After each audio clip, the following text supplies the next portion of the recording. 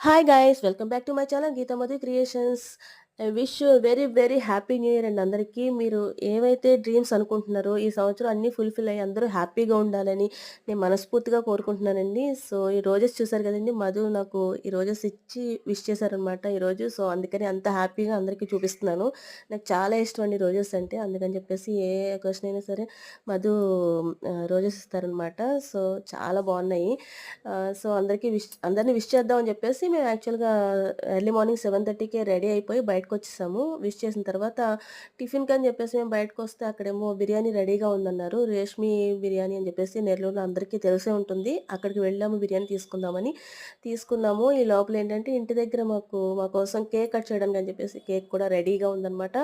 So ఇంటికి వెళ్ళిన తర్వాత కేక్ కట్ చేద్దామని చెప్పేసి అనుకున్నాము. సో కేక్ కటింగ్ అంతా కూడా నేను నెక్స్ట్ వీడియోలో మీకు చూపిస్తాను.